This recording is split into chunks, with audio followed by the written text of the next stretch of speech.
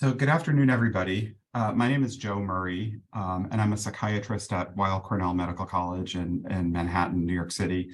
And I have been a board member of the coalition for a few years and stepped down last role as a secretary, stepped down about 2 years ago, but remain involved in the coalition and have been involved in it for a number of years and really enjoy working with the coalition and learning from the coalition over the years. And I'm very happy to be co-hosting this talk with Dr. Lisa Meeks. And Lisa, do you want to introduce yourself? Yeah, I'm Lisa Meeks. I'm a psychologist, so I'm the counterpart to Joe. And Joe and I have been kind of the Meeks-Murray team when it comes to psychological disabilities in med ed for quite a while. So it's always a pleasure to be here with Joe. And yeah, I am excited to bring you this new resource as part of the Docs With Disabilities Initiative and in partnership with all of our peers. And yeah, let's get it started. So we want to first thank all of the authors, represented here today are just Joe and I, but it takes a village, and there were lots of authors that contributed to this book and to this work that continue to contribute to our understanding of accommodations in this space. In particular, on this case, we had some specific authors, and those included Dr. Hilette Machaber and Samantha Schroth, Rahel Gupta, and of course, Joe Murray, as I said, Meeks and Murray. So we're excited to be here today. And I think this space is a space for learning and connecting. So just a reminder that none of us has all of the answers, not even Joe and I. And questions are welcome at all levels. You'll find that Joe and I are very, very laid back. So this is more of a conversation for us and hopefully for you too. Remember to be mindful of your contribution time to make space for everyone to contribute. And this is not a space for you to talk about specific cases that you're working on now. This is being recorded. And so we want to be mindful and protective of student information. And then, as always, as part of the Docs with Disabilities kind of philosophy, we want you to navigate anything you're doing in this space with humility and respect. So to sort of have this discussion unfold, we have two ways of communicating with us. One is you can raise your hand, and we love to see raised hands, and then we can unmute you to participate in the discussion. Some people will also put some comments in the chat, and as we go through it, either Lisa or I will be alternating, trying to look through the chat and bring up some of those points to share with the whole group in case people aren't following the chat. Yeah. And so today we'll go through the key points of the case together. We'll talk about the perspectives from the student, the medical school, and the DRP. And then we'll have some guided questions and time for Q&A. If we get to it, it's a rather long case. So this case is of Rhonda Rapp, and I have to say, even though I did play a part in it, it really is a very well-written case. I felt for her. I mean, you kind of empathize with her right from the beginning. So she's a second-year student at our program. So here it's in a medical school. Who's been sort of a high achiever, has had some family losses, and is doing very well in school, and then has a change in her performance at school. That's what people notice after a sexual assault. She was diagnosed with PTSD, with anxiety symptoms and depression. Her performance then is deteriorating, and she's doing a lot of clinical work at that time, and she's finding it difficult to fulfill her clinical responsibilities. At times, she breaks down crying on the wards and must excuse herself for a number of minutes before she can return. Her preceptors have noted that she's often inefficient on the wards, displays some emotional lability, and when not crying, just seems out of it. She's referred to the Dean of Students as she's at risk of failing the current rotation due to her performance, and her faculty are also worried about her mental state. In meeting with the team, the Dean brings up Rhonda's case and asks for any ideas about how to support the student. And, we're looking at this from multiple perspectives in this case to try to get you to think about the layers and kind of what everyone is concerned about, all of the stakeholders in this case, what they might be concerned about. And I'm going to represent the student's perspective today. And the student is, and I think rightfully so, concerned about stigma and bias. She's concerned about stigma and how she'll be perceived. If she takes a leave of absence for mental health, she'll have to report that to the residency programs via ERAS. She's concerned that the team may not want her on the rotations and that she won't be able to rotate on any clinical service again, or a different service or in a different hospital. She's worried about time. So the time it takes her to manage her anxiety and distractibility in the clerkship and in the hospital, and then finding time for mental health appointments and other follow-up medical or legal appointments that she needs to fulfill. As with all of our learners, she's scared about the unknown, not knowing what's available. She probably doesn't even know that accommodations may be available to her. So we're all fearful of what we don't know and navigating new systems. And then the rules, like we love to highlight our policies in medical education. And so for her, in looking at policy, she may not be thinking that some of these could be adjusted based on disability related need and accommodation. So she's concerned about what a leave of absence entails, the financial impact to her, educational consequences, things like housing, implications for access if she's to take a leave of absence, and just really being unaware of policies related to this thing called accommodations. She's also having a lot of emotions, and she may feel overwhelmed with life and just the prospect of residency, which is in the near future for her. If she engages in mental health support, she is almost assuredly worried about having to report this on her residency application or disclosing issues about mental health for her licensing exam and licensure at the end of her residency, and whether this will impact or affect future applications, not only for a medical license, but for fellowship and things of that nature. She's probably also worried about how to communicate. Communicating with clerkship directors is difficult around disability, period. And then when it's grounded in a sexual assault, she's also probably just not wanting to share that with people. And so talking about why she's leaving for appointments, or even if she has approved accommodations, when people may probe as to why she's leaving, she's very worried about having to discuss any of the elements of her case. And obviously that leads into privacy. She doesn't want her privacy taken away. She doesn't want everyone to know what happened. And so she's really, really concerned about how you could even maintain privacy in an environment that's so big and has so many stakeholders. So from the medical school's perspective, one of the things that's noted is that, her supervisors and people she works with note that they don't know the whole background of her and what's going on, but they report what they see, and they note that she displays emotional dysregulation on the wards that's been disruptive to the educational environment and to patient care. It's been noted that she doesn't seem like she's connecting with the team or her patients, that she's inefficient on the wards, not completing charts or following up with patients in a timely manner, and demonstrating unprofessional behavior. So this is what they're observing in this sub-internship. They sort of only know what they see, and they don't necessarily know what her prior performance was, which was actually stellar.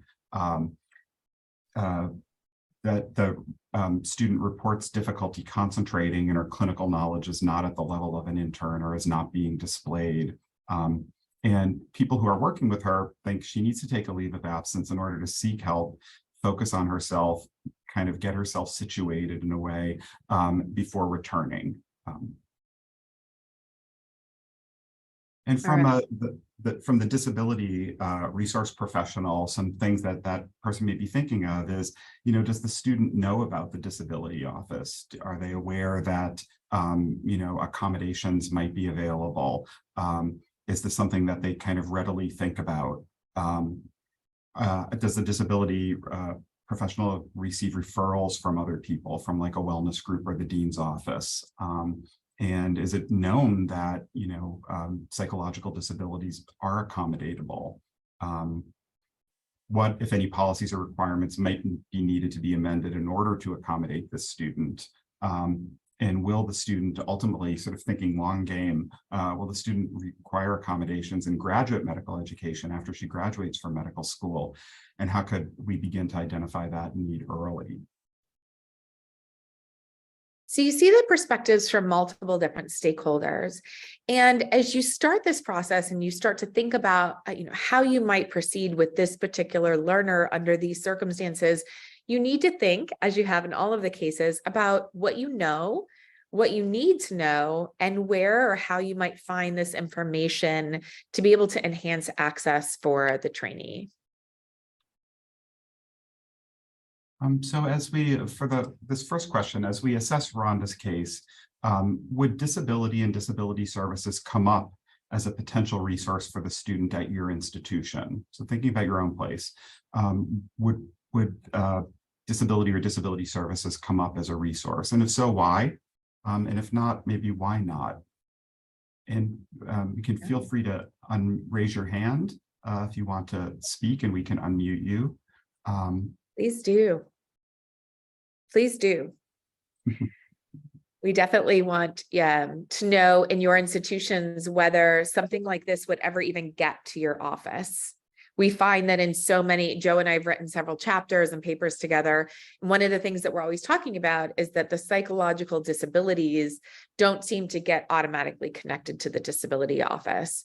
And that is a shame, because then the trajectory for someone experiencing a psychological disability or enhanced or exacerbated symptoms of a psychological disability often wind up taking a leave of absence when proactively there could have been accommodations onboarded. So what happens at your institutions? Let's get some people chatting, either in the chat or in real life. I'm gonna go to the participants and start calling on people. In the chat, one person commented, are there also accommodations that might be connected to Title IX? And if yes, does the student know about this? So again, this is a case where was sexually assaulted, and in the textbook we didn't sort of cover it here, but in the case itself, it was an assault en route from the parking lot, from the hospital to the parking garage. So with Title IX, the student has opted not to report this assault. That's kind of a key part of the case. But yeah, so Title IX, and would Title IX then make a connection to disability services? It looks like the Title IX office is also able to do accommodations that are just out of their own office. So they might not connect to disability. But if you think about the secondary impact of someone who's experienced a Title IX issue like sexual assault, I think that it's in the student's best interest to not only have the kind of frontline accommodations and support through all of the resources that are usually connected to Title IX, which include may include therapy or intervention by a specialist in kind of survivors of sexual assault, but also to get connected to the disability office when the learner is ready, so that any kind of secondary issues that are coming up, including this PTSD and psychological disability, can be supported through that office. So we have some people chatting in the chat, which is great. Yeah. Emily raised her hand, but I'm having trouble unmuting. Oh, good. Her. Okay. I don't know. Maybe Elisa can help us with that. Yeah. I'm not able to oh, yes, I can. She can unmute herself, or Elisa just unmuted. Somebody unmuted Emily. Emily, talk to us. I feel like we're on talk radio now, Joe. You're on the Joe and Lisa show. Well, I'm so happy to be a guest on the Joe and Lisa show. Thank you for having me. I really appreciate it. We love you, Em. At my school, I do know that disability would come up as a potential resource. I've been in my role currently for about a year now, and am regularly included on emails just as a resource to students. So I think that that's great, is just a part of what is available for them. And I do know that our office is definitely mentioned in those connections to resources. Emily, can I ask you, can I probe just a little further since you so willingly came on? Do you think that's because you set up a structure and encouraged the office to be part of those interactions or those discussions, or was that something that was already in play when you arrived? It's a great question. I think that I made a distinct point at the beginning of my employment to make those connections across the campus. So while I'm sure that they were reaching out previously, I think that coming in and making that concerted effort to make those connections helped to increase whatever connection there already was between the office and the clerkship or the pre-clerkship years. Great. Well, that's great to know that that's in play at your institution. I see some more comments, Joe. What types of other? Jolene had commented, doubting whether disability services would be brought up at their institution. In an interesting case here, they know of at least one student who was struggling academically for almost 2 years due to anxiety, but they were repeatedly referred for tutoring and academic related support services, but no one seemed to maybe have picked up on the anxiety, or no one seemed to have thought maybe there's a need to refer potentially for disability, or even for sort of counseling and evaluation. So there's that's kind of that was a missed opportunity. Yeah. So we have more people. Just to keep everyone on the same page, if you don't want us to say your name, just kind of put an AN or anonymous before you post, and that way we'll make sure not to say your name. It just occurred to me that, some people may want to contribute anonymously. I don't know if there's an opportunity to do that, but we'll make an opportunity to do that by having you post that. I see another one that says, I had an advisor today share that she will frequently ask students who are struggling if they have mental health diagnosis, as this can be kind of an entree into the accommodations if they weren't aware of accommodations already. And then Joe, it looks like we have one more. The Do you see the last comment? Oh, yes, yeah. Another participant noted that they're not sure that disability support would be raised. Because the disability office is university-wide, sometimes they're not necessarily thought of in, say, the medical school, for example. Yeah. And then the commenter noted that they may be contacted as a learning specialist and then potentially make the referrals there. Yeah, so be thinking about how to improve this on your campus. I know some of the questions are, do you think a mental health diagnosis as a disability, do people at your campus think about this? Is the counseling center or wellness team integrated with services? I know when I was at UCSF, it was one team, psychologists, psychiatrists, disability resources, and we were all connected, which really resulted in quick responses to students' needs and the ability to address things as a team, which was amazing.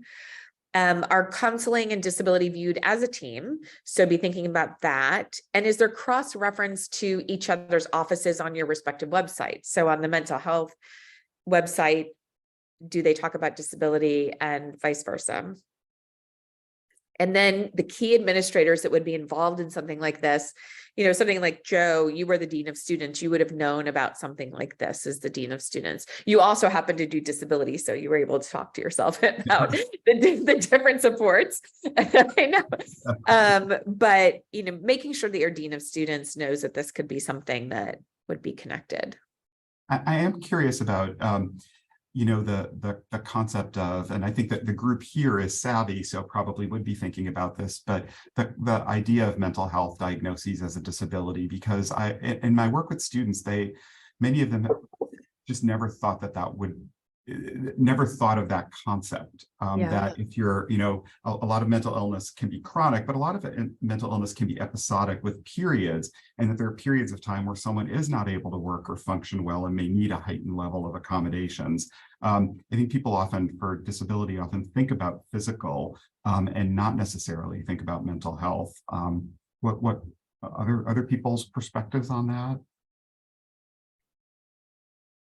These are some great comments you're putting in the chat. We'd love for you to voice them. I would love it, especially since I'm about to lose my voice as we keep going.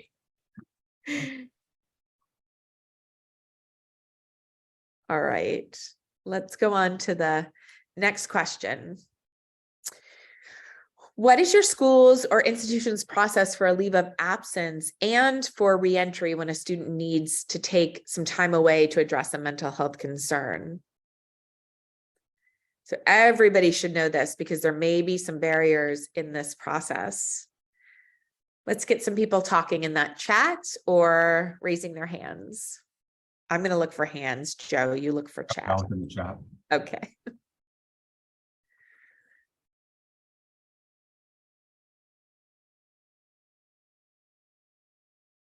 And I'm not terribly afraid of awkward silences, so we can sit here waiting. A commenter in the chat noted needing documentation from a provider for a leave of absence. Ooh, okay.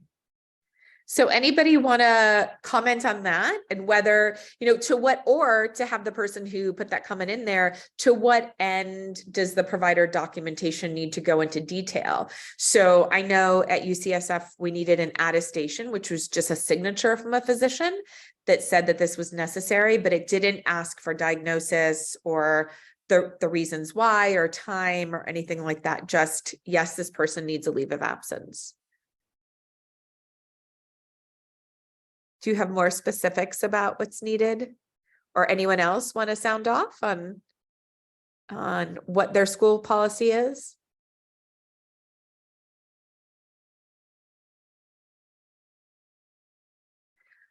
Okay, so we have another one that says the student has to apply for this option and has to go through student affairs, financial aid, and the registrar. So let me pose this question to you. I'll pose it to you, Joe, and then hopefully we'll have some people who get in on this part of the conversation. If you have to go through 3 people and understanding the need to have the student understand the implications of the leave and all of that, but if you have to apply for permission to get a leave of absence and go through 3 offices, what might be the barrier for somebody that's in a acute mental health crisis? And our students are brilliant. They are able to function at a really high level while still being significantly impaired psychologically. So, we may be talking about somebody who is really, really not doing well and really, really needs even perhaps inpatient care, but may not seem on the surface to be in a crisis. So it's getting harder and harder to distinguish this. We really have to talk to the students in detail. Yeah, I think, the hurdles, and that's what it feels like, just navigating sort of any kind of administrative structure, it has its own challenges, and students, again, get pretty good at it and get familiar with it. And that's when feeling well and even when feeling stressed. But the hurdles can be hard. It's hard to navigate all of it. And that, if someone is particularly much more depressed or much more anxious at the time, those hurdles may even feel harder than they on practically level are. So they might have navigated it a year ago, but they can't navigate it now. It's the same hurdle, but it's just so much more onerous at this point. So figuring out ways of kind of trying to facilitate that, and the person in the chat noted that that there are sometimes a number of different departments that actually have to review these requests. Yeah. And I understand the logistics because there's a financial implication. So financial aid plays a role. There's, just the logistics of maybe withdrawing from a course and kind of altering your course schedule. So the registrar gets involved. So a number of people kind of do have to get involved, and it's figuring out how to do that in a way that doesn't feel as burdensome to the student.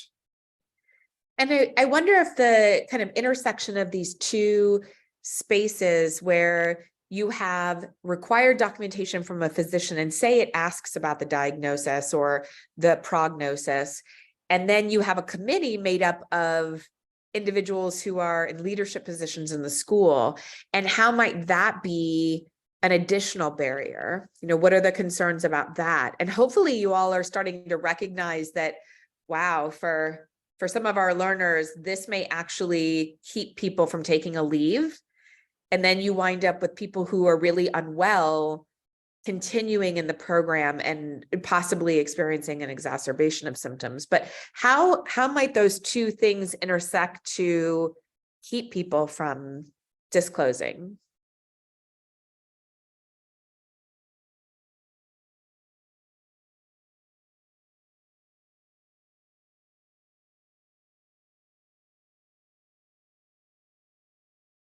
There's an interesting comment in the chat that I'll share, which is that people can go on leaves for a number of different reasons, and sometimes there's a limit on how many reasons. One strategy there might be taking the leave and then sort of appealing it as a medical leave after the fact or in retrospect, because those would be granted or counted. So sort of figuring, if there feel like there are institutional barriers or it's too hard to get it all done at once, is there a way to take a leave and then kind of work on the paperwork during and after it? Right. Is one strategy I think that maybe someone has had been utilizing. So one question we have in here, and thank you so much to those who are contributing to the discussion. It's really helpful to see where people are and where we want to get them to. Another comment in here says, what are your recommendations? And this is one reason why we're doing this book club is after each case, there's kind of a link or a tether to specific recommendations that are in the kind of complementary book or other resources outside of that Disability is Diversity book. But one of the things Joe and I recommend, and we were kind of championing for a while, was this idea of really encouraging learners to take out disability insurance so that some of the concerns that would keep them from taking a leave of absence could be addressed. The financial concerns could be addressed through that disability insurance, but also having the disability person, or if you have a case manager, having those folks actually assist the student in completing the paperwork, because they may not be in a place to complete the paperwork. I mean, you may have a student enter your office that is ready to go into the emergency room, and you have to be ready to support that and not have a student burdened by all of this paperwork that they have to do. So having somebody facilitate this, I think, Joe, is what I would call it.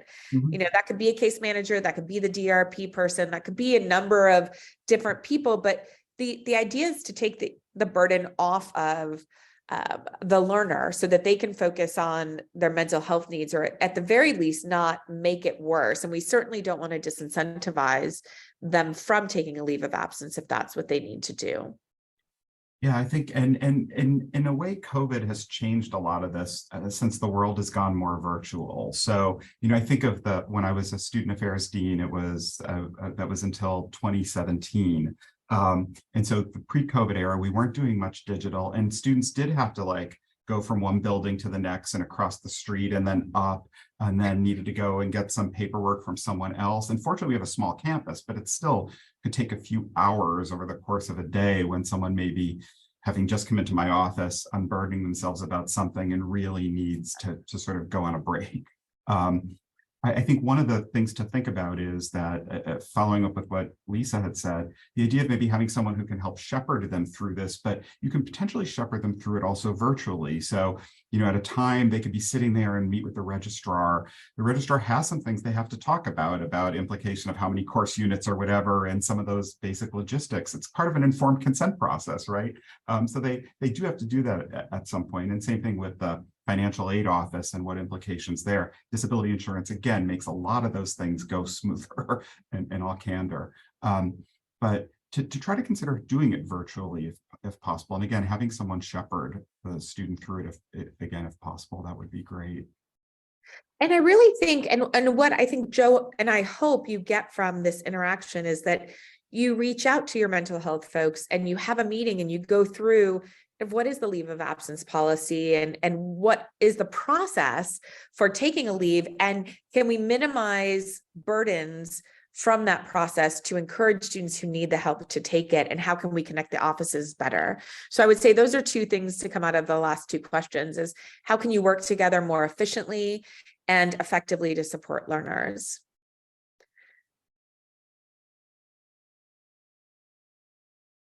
So, yeah. Yeah, moving on to the next question. So as we think about this, what recommendations should be made for this student? The students in your office, and you're sort of reviewing with them,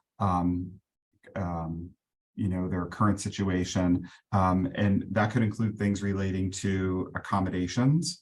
It could relate things to, as we've been talking about, leaves of absence. What would you want to recommend for this student? What are some things you can think of? Tell us in the chat or raise your hand. What things do you do at your institution, or what things do you think might be helpful? What things have you thought about doing for students who are having kind of symptoms that are expressed from an acute situation and maybe having difficulty?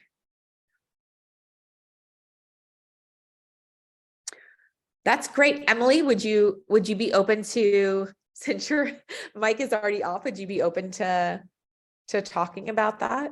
That's a great point. Yeah, definitely. So I think that, especially if this is something that has maybe newly occurred, and especially since the student did not make a report, is the student still rotating where they experience that sexual assault? I think, as well as placement, goes into, are they getting treatment? Can that placement possibly be closer to where their treating professional is? Or, could we create a space so that they can, continue to engage in that therapy while they are still on the ward if they decide not to take a leave of absence? So I think considering the space as a whole, but then also considering maybe where are some other safe spaces also for the student within the environment itself.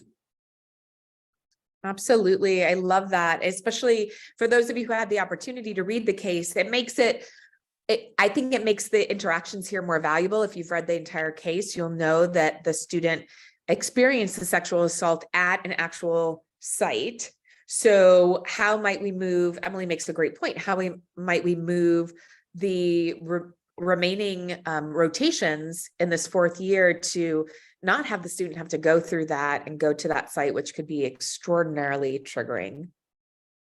I see another one about giving the student a day or two to recoup and regroup, to see about the resources. And Joanne has her hand up, so maybe we can. Oh, great. Hello, hi, I'm Joanne. I'm in University of Southern Maine. And I was just going to say that I think I'd want to know a little bit more from Rhonda about like the frequency. I'd want to know a little bit more about, are there any particular placements that she's experiencing exacerbation, and could those be modified? I think I'd want to know from the student too, like what they think might be helpful. Like maybe there have been in the last few weeks opportunities where she's experienced a decrease in symptoms during clinical, and could we kind of think about those and how we might isolate those and do a little more work there. So I think I would really try to drill down with the student what has worked and what are some opportunities. I love that. I love that even for matriculating students, where you build on their strengths or build on things that have worked in the past. So yeah, seeing if she's had any relief or things that have made it better, and then finding out how to facilitate that. I love that. And just the interactivity of that, you think about, we talked about the school's perspective, and a lot of it is, this is an underperforming student who's not doing well in the wards, who's actually being, kind of causing a little bit of chaos on the wards from their perspective, maybe a little bit too much work for them to handle. Leave, go and get yourself taken care of, and then come back and when better. So there, from that school's approach, or at least from some of the people maybe who were sort of presenting her case, it's a very black and white thing, and you'll notice there's nothing interactive about that. There's nothing about how can we understand you and make this better, and Joanne kind of went through a lot of that. Yeah. Well, I would also add, I think at our school, when you first asked us, like, would our school understand this is a disability issue? I think the answer is yes. But I think the automatic initial inquiry would be, how do we get the student to withdraw?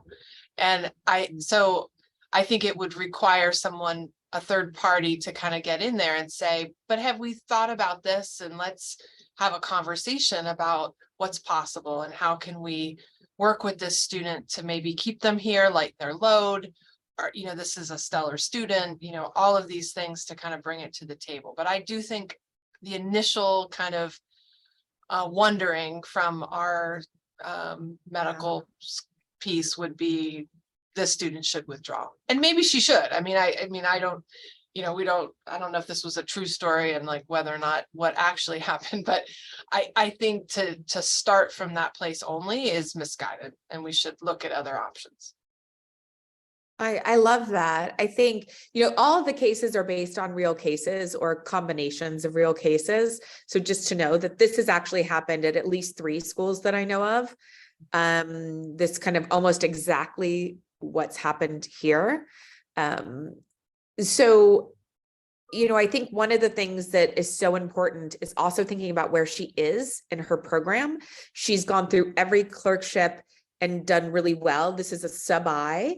So it's kind of removed from all of the people that she's been training with. So to Joe's point, they don't really know this learner, but she's ready to apply for residency. So some of the things that you need to talk to her about are, do we really need for you to take a break now and work through some things? Or is it better for her to go through the match? Is she going to be able to go through the interviews and be okay during this time? So the timing of it also makes it a complex case, because if we take too much time, she's going to be off cycle. And if she doesn't complete the sub-I, if she has a poor performance on the sub-I, it's really going to impact her ability to match. So the sub-I is critically important here.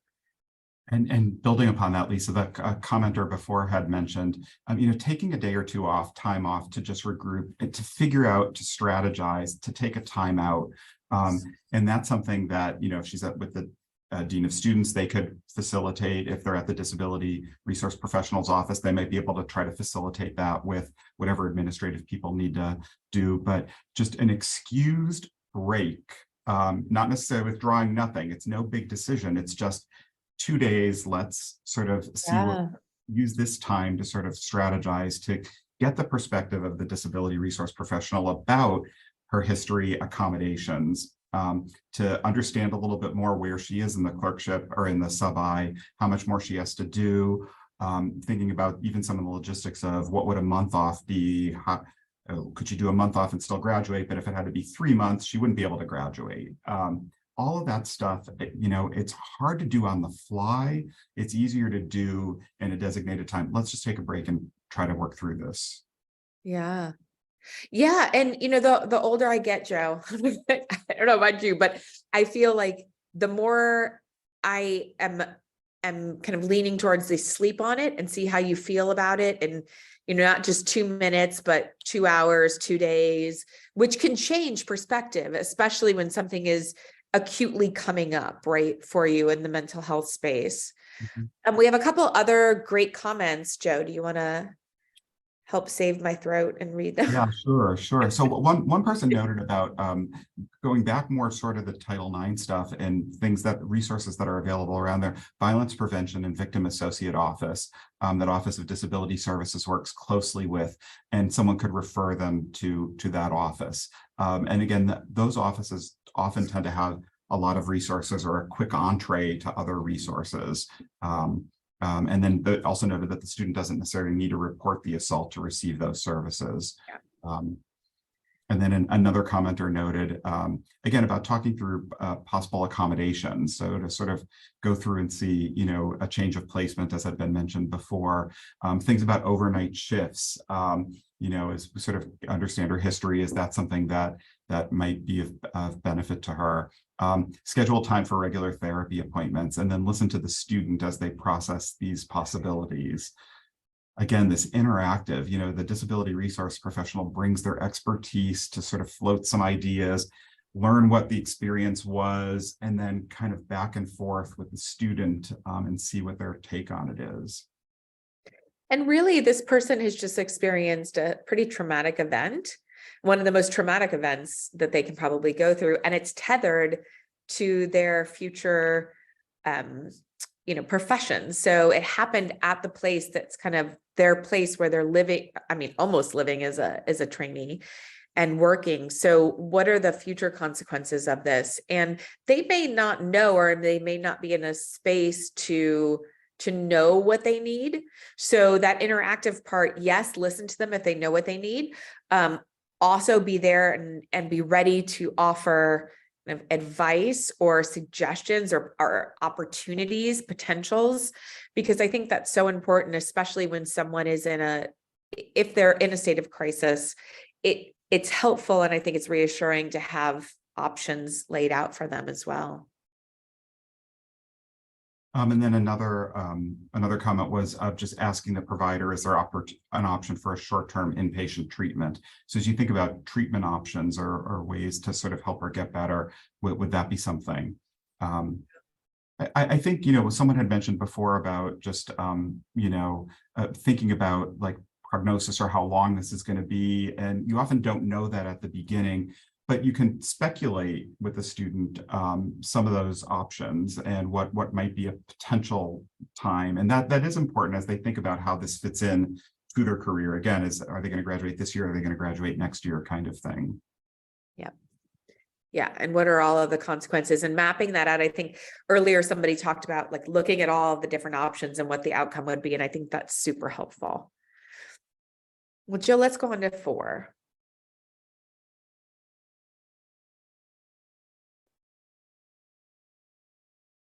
How would you approach responding to the clerkship director's concerns regarding this student? And just remember, this is somebody who doesn't know the student, and they're pretty frustrated. When you read the case, it sounds like they're pretty frustrated, like the student's being viewed as somebody who can't control their emotions. I'm really looking for some great ideas here. How do you manage things when you have someone, and it could be just a clerkship person, but someone who is frustrated with a student? How do you communicate? What are your great ideas? We just had our DRP training, and one of the things we were trying to weave into the training was this idea of navigating the space with an administrator or a faculty member. It's not just about the accommodations you provide for a student, but how do you communicate? How do you navigate the hierarchy? So one comment is first asking student permission to discuss this with the clerkship director.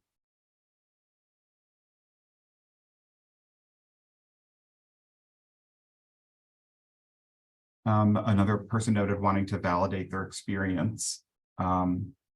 So validating, I think you may be talking about validating the experience of the clerkship director. Is that maybe what you're saying? That the clerkship director who's running this clerkship, trying to do a bunch of things, is kind of frustrated and maybe at wit's end, and or kind of out of their depth, and don't know how to ask for help, but kind of do so angrily.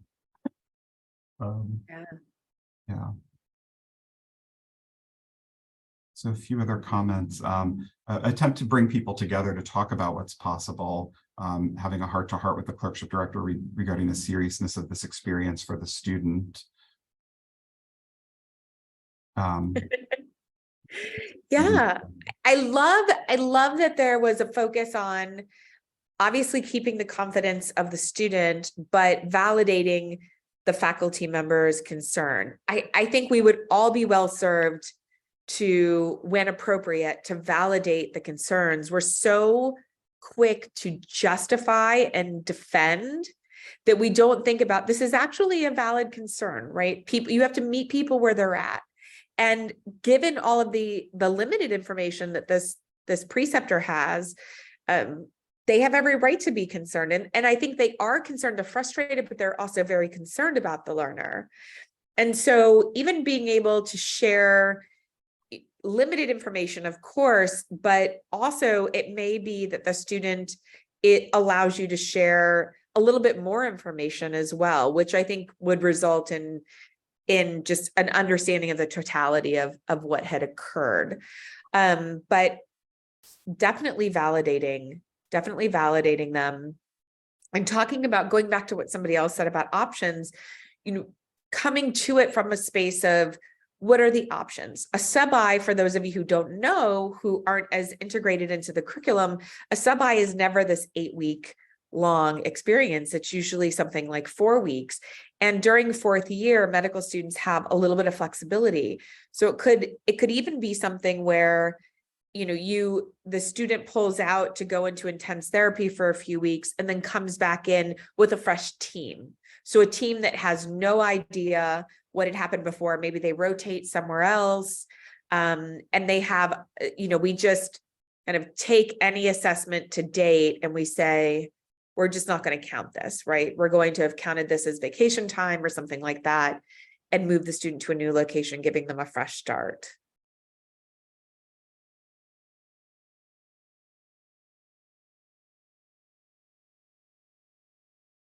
Oh, I like that.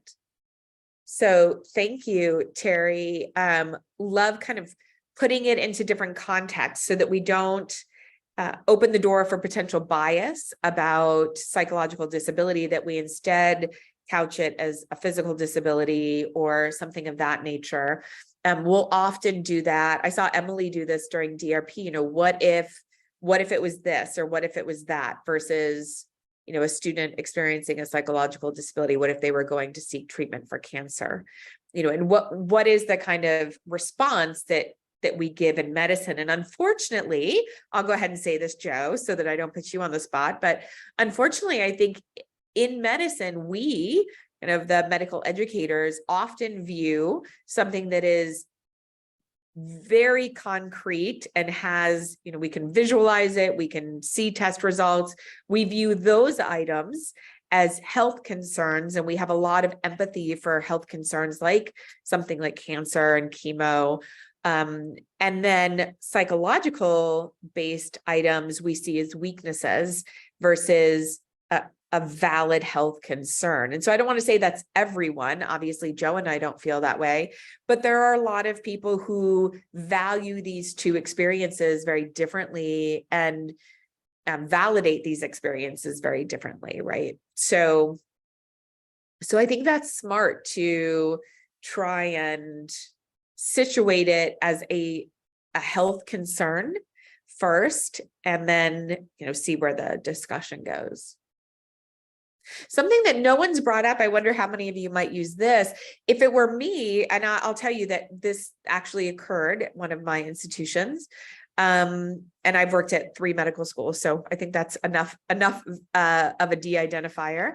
But when it occurred at my institution, and this was happening, I actually didn't discuss it with the person at all. I punted it to my student affairs dean, who had a different relationship with this person as an equal. And the student affairs person, the dean of student affairs, so somebody, Joe, that would have been in your role, was able to just very quickly shut down things by saying, this is a very serious situation. This is a student who's a really high performer. There was a very serious situation.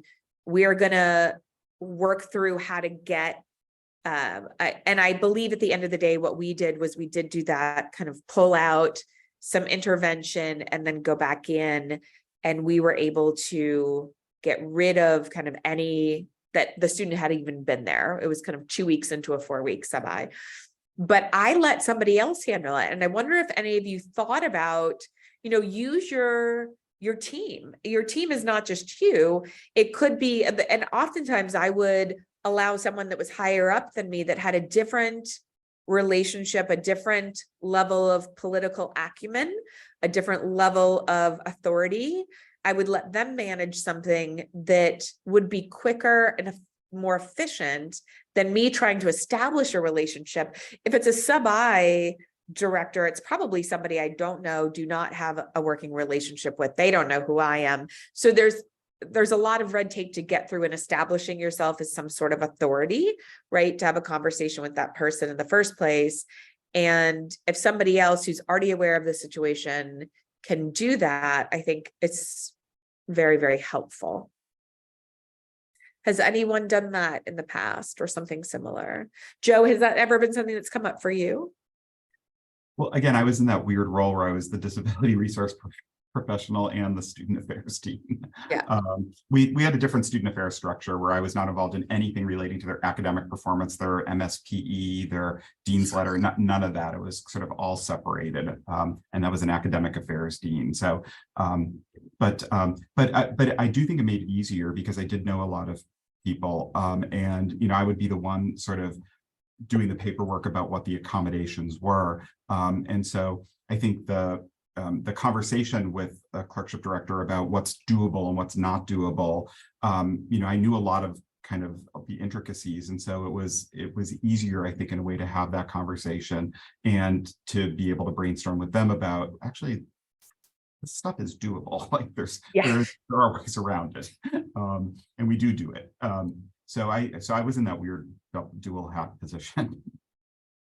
Yeah.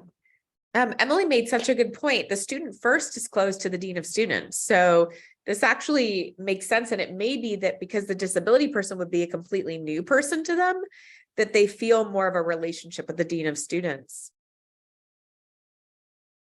Yeah. Okay. Question 5. Are there accommodations that can be made for this student, and who would determine what's reasonable? I think many people have already answered this. Are there any accommodations that you haven't seen come across the chat or heard us talk about that you think would be appropriate? Just to review, some of the ones that have come across are, maybe a different location, release time for therapy, the ability to sort of work around that, wondering about schedule shifting and if nighttime was a problem, or if that was if that could be an accommodation to not do nights. Yeah. Love that. Somebody to escort the student when they are coming off of the wards, because even if you're not doing a night shift, I'm just thinking about, if you're in Baltimore or New York and it's 5 o'clock, depending on when daylight savings time is happening, it could be dark, but when you come out. And so, yeah, having somebody escort the person, I think that's something that's so directly tethered to what their experience is, and what could cause them a lot of distress is that idea that they have to go from this space to their car. So that's actually a really good idea. What other types of things?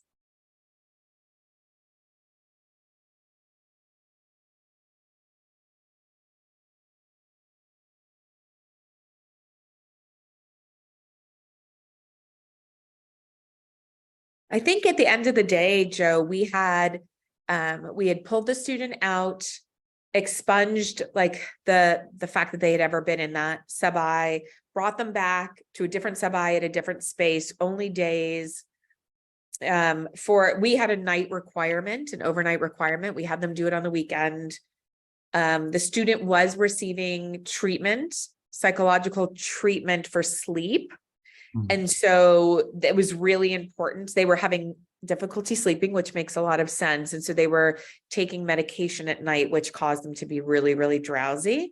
So we were working on schedule and just really supporting the student, just having a team and a space that was, I think for the student that helped inform this, there were 2 students that I personally knew that helped inform this case, and then a student that I did not know at another institution. I really think the student knowing that they had the resources was one of the biggest things, getting the student to kind of a survivor-based therapy group, knowing that the student, ironically, somebody talked earlier about the student not having to disclose to the authorities. That was something that was really big to the student. They did not want to go through that. They were adamant about not going through that process. They didn't need that for their kind of healing, and knowing that we were not going to make them do that. That was one of the first questions. Like, they did not want to go through kind of going to the hospital, going through a rape kit, going through, working with the police. That was just, for them, that was not a healthy thing. And so having that respected and knowing that we weren't having to say anything or do anything was really important. Another comment that came in is maybe a space, a private room that student can use during the rotations in case they feel overwhelmed and need to ground themselves. I like that a lot. I like that a lot. I think about a student I worked with who had periodic migraine headaches and needed to be in a dark space when they experienced an aura. And one of the first things we were able to do prior to starting any rotation is to identify a nearby call room that they would have available to go to. And just knowing it's there often tended to help as well. But the idea of a space where someone can go is so important in a busy hospital. I also remember, as a medical student, kind of being very anxious and nervous. And one of the things I quickly learned is if I was anxious and nervous, I might quickly have to run pee or something like that. But I identified the bathrooms, a place where I could just go for like 2 or 3 minutes, just catch my breath. Really, you don't really want to catch your breath in a bathroom, but it was like quieter than the floor. And so having an identified space is wonderful. And I've given a talk called The Benefit of the Bathroom Stall. And this is what I taught my learners who had panic disorder or, significant anxiety, was that it's socially acceptable for you to go to the bathroom, right? This is my little Lisa Meeks trick. It's socially acceptable and expected for you to have to use the restroom. And if you're in the restroom for an extended period of time, people have a tendency to not want to know why you're there, right? They're not going to say, like, did you have an upset stomach? And if somebody did breach that kind of social contract and say, what took you so long? You can always say, I'm not feeling well. And that covers a myriad of possibilities, right, of what could have been going on. But importantly, it buys you time. And that may be time for a rescue medication. That may be time for a meditation or an affirmation or to call, phone a friend and have a conversation really quickly. But it does give you a chance to catch your breath. And I think it's really important. So appreciate that comment. Okay. So as we think about these accommodations, how would they be implemented, and who would communicate on behalf of the student, and with whom on the team or in the clerkship? So at your institution, how would you navigate? How would the accommodations and communication be implemented? And again, feel free to raise your hand and we can unmute you or contribute in the chat. And we have another comment in the chat that I think makes a really good point. And actually one of the students who informed this was a male student. And I think so often we go into a place of thinking that this only happens to female students, but it happens to people across multiple identities.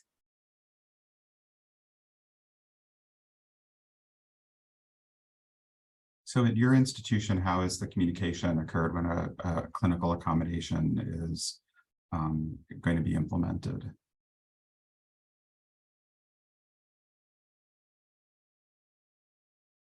Really looking to our audience. We've had some really great people commenting in the chat. Please do feel free to raise your hand and we'll unmute you. I know, Joe, for me, letters have always gone out to clerkship directors, and then the clerkship directors have decided internally how to communicate that to their team and their attendings and residents. Because of the nature of this particular case, I recall there was a formal letter, but there was a conversation before that letter went out with the person. And I believe this has been years and years ago, maybe a decade ago, but I believe that ultimately what happened was that the student rotated with the attending who was also the director. So only rotated when that attending was on. And that way there didn't need to be a bunch of communication. And if there was a need for the learner to exit the room for a period of time, the attending was aware of why and the circumstances, and it didn't rise, it didn't become an issue, right? Yeah, so one comment is sending a notification memo to the clerkship director. And then for any accommodations which may have questions, they would meet with the clerkship director to ensure we're all speaking the same language and that the accommodations are understood. Yeah. Yeah, I think that's also how we would do it, which is how we communicate with the clerkship director or the course director, whatever we were doing, sub-I director. And again, generally also talking with them about it as well, just to sort of brainstorm any questions they had or concerns they had. And I would encourage folks, if any of the accommodations are novel, so things that they're not going to have seen before, or things that they may have only seen a few times, pick up the phone and have a conversation with them. They should not be receiving a letter that takes them by surprise. That's not going to put you in a good place with regard to your relationship with them. And they're very, very busy people with multiple demands. You want them to actually have viewed the letter, understand the letter, and be able to implement it and to be able to ask you questions if needed. Okay. So can anything be done to ensure protected time is an accommodation during a sub-I if Rhonda decides to forgo an LOA? And if so, how much protected time is reasonable? And I really think this question was getting to, do people understand the difference between a sub-I and a clerkship? And what may or may not be reasonable, and why she may want to forgo an LOA at this stage of the education. And I don't know, Joe, if you can quickly kind of summarize the differences.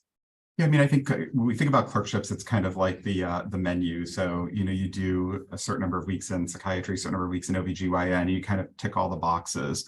And your role there is obviously as a medical student, but also a lot of lectures and coursework. And it's kind of your first real clinical experience. When someone does a sub-internship, it's kind of an advanced clerkship. It's often 4 weeks. Sometimes clerkships may be 6 weeks, 8 weeks, 12 weeks with multiple different blocks within them. But a typical sub-internship is around 4 weeks, maybe a month, rarely longer. And you're kind of acting in the role of an intern. So you have more patient responsibility. You often don't report to another lower resident like an intern, or lower ranked resident like an intern. You often are reporting to the senior resident on the service, just like your interns are reporting to the senior intern or senior resident. And the hours are more comparable, still work hour restrictions, but more comparable to what intern hours are. So sometimes they would involve overnight call, or at least late in the day call, and fewer days off, and not as much lecture time, very little lecture time, frankly. So you're trying to act as an intern, you're kind of trying to learn, you're trying to impress the people you're working with, because the person who is your sub-I director, you're likely going to ask them to write you a letter of recommendation for residency, and their letter of recommendation tends to be a very meaningful one because they worked with you in the role of an intern. And the whole point of a residency application is, do I want to bring this person into my program who can function as a role as an intern? And so it's often one of the most meaningful letters of recommendation. So there's a lot of pressure. It tends to occur at the end of third year or the beginning of fourth year. And so taking time off means you might not be able to get it in time for letters, which may be okay. But and also, again, depending on how much time you take off, you may not also then be able to graduate. So there's more pressure from a student's perspective that the student feels, and it's justifiable, on wanting to perform well in the sub-I. You can sometimes phone it in a little bit through a clerkship you may not have that much interest in, that you're already not going to get honors for. You can't do that for the sub-I. Yeah. Not that I phoned it in on clerkships that I didn't have much. And I think because the sub-I is expecting you to be at the level of an intern, the directors are less accustomed to accommodations that would be something like protected time or release from overnight call. And And so they may be a little hesitant or push back on that. We did a modeled case in the DRP Academy where Jan Sarantino played the sub-I director and was like all kinds of frustrated with these requests, right, that are unreasonable. Like, how is this student going to manage residency? This does bring me back to one other point, though, that was made about the student affairs dean. And that is that if there's ever a question about your residency application, it's going to come back to the student affairs dean. That's the person who, if something goes wrong with the match, is going to be kind of assisting you. And so having that person understand the bigger context of what's occurring and why there might be performance differences may actually be a good idea. And this is where, this is where the nuance comes in, and the experience and and understanding being a DRP that's protecting the student at all times, but also being flex enough and understanding the system to understand when it's a good idea for somebody else to know that something else has happened. And I can extrapolate that from sexual assault to a student that has autism spectrum disorder, or a student that has, it's domestic abuse, or it's a student that is has a past trauma and had a trigger come up that really put them in a bad place, where these particular performances or behaviors outside of the context of all of their other performances may seem problematic, and actually maybe things that get flagged, like, oh, is this student starting to be, have a mental health crisis, like psychosis or something of that nature, or is this somebody who's drinking? I had that a lot, where there was like, is there a substance abuse issue or a drinking issue, when it was just something that was coming up that had to do with a past trauma or had to do with a past disability, and would present very differently than a typical disability related situation where a student was asking for additional time. So knowing when and how to have conversations with students about being able to understand that behavior in context, and having the dean of students be kind of your ally in making sure that this doesn't impact the student's career. Those are so nuanced. And we kind of live by this mantra of privacy, privacy, privacy. And I preach that as well. But there may be situations where the student wants for there to be more context and wants for a dean of students or somebody else to be able to understand this.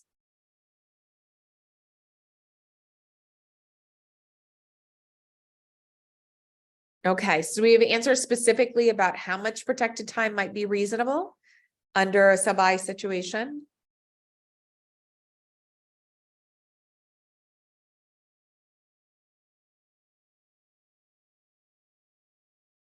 One thing I will say, Lisa, is just building upon that, is that each institution is different, but there has been greater awareness, partly thanks to you and many of your colleagues, about graduate medical education, about residency. So the standards that we've always been holding medical students to are, well, my residents never had to do this, or my interns never had to do this, because they were even more intimidated about asking for any kind of accommodations or being given breaks or having any flexibility. And that has also been changing slowly but surely in many places. So the standard that the sub-I director might be comparing their interns residents to are very different. And with the advent and so much talk about resident suicides over the years, residency training directors, GME programs, the ACGME is very focused on wellness, or at least on paper, and I think on some practicality as well. So the idea that a resident at baseline can have some protected time to do various things. Often they have that protected day a month. Or again, if you have appointments to go to, you don't have to explain why, you just are excused during those times.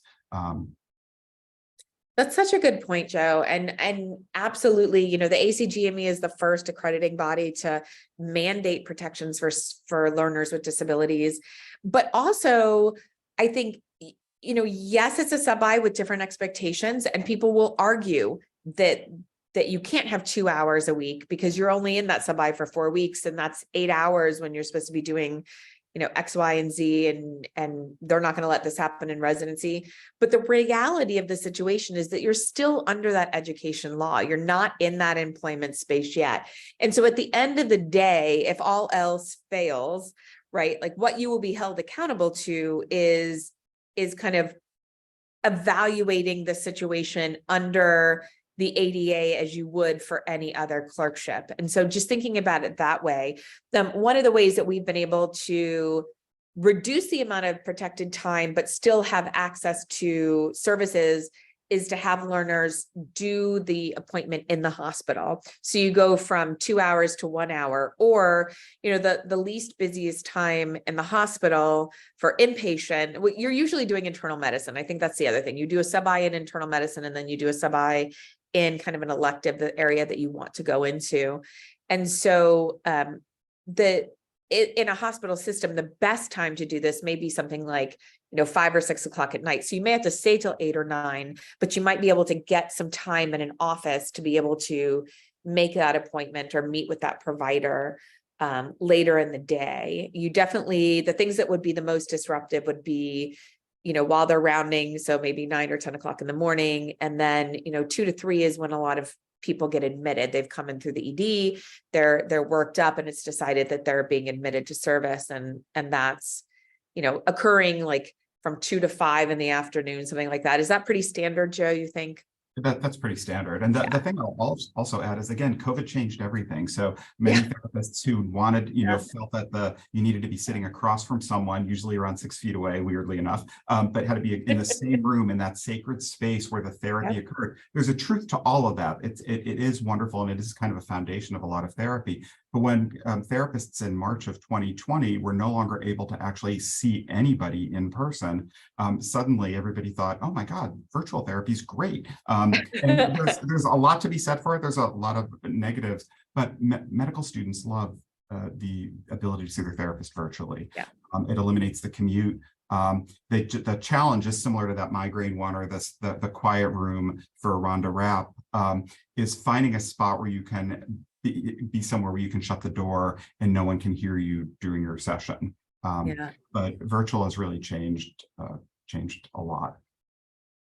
And I want to say, it always cracks me up. We came up with Rhonda Rapp. We thought organically, we were like, we'll name her Rhonda. And then I love alliteration. So everybody's name is like something that kind of flows with the same start. And then I was reading an article by someone named Rhonda Rapp, who's a disability specialist. And I was like, I do not know Rhonda Rapp. Rhonda, if you're listening to this, or you happen to find your way to this, this was not intentional, but I think somewhere in the kind of back in my brain, it was, oh, Rhonda Rapp is such a great name. And then realizing that I must have heard it at some point. So I would give credit to Rhonda for being in the back of my brain somehow. But we have a lot of to-go kind of food for thought, things that we want you to do with our discussion today. And really that is kind of act on this, like read through this section of the case, looking at all of these things we've discussed, and how can you take the information to improve your current process, right? Eliminate any redundancy, eliminate any non-necessary items that may prove to be a barrier. How can you connect your mental health resources and your disability resources? How can you think about the way that accommodations for disability-related mental health items are administered during the clerkship year, and including those specialized rotations that they do at the end of 3rd year, beginning of 4th, called sub-internships. And Joe, what other types of things do you want people to, disability insurance maybe?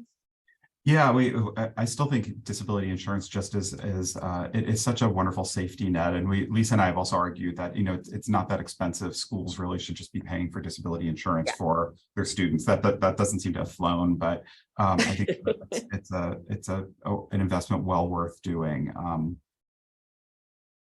And for those who don't understand, if a student had to be out for any reason, the disability insurance would pick up the kind of cost of living, the cost of paying back loans. When you're out for a certain amount of time, you have to start paying back your loans. So lots of financial and mental health and medical consequences to this. And yes, we would be the Oprahs of it. If I ever win the lottery, it'll be, disability insurance for you and you and you and you. And honestly, for all the DRPs, if your organization offers it, take it. You have no idea I've seen so many providers have to leave practice and not have any sort of protection. So long-term disability insurance is a great investment. Mhm. We should be underwritten by, they should be like sponsoring our stuff. Well, I think we have like 10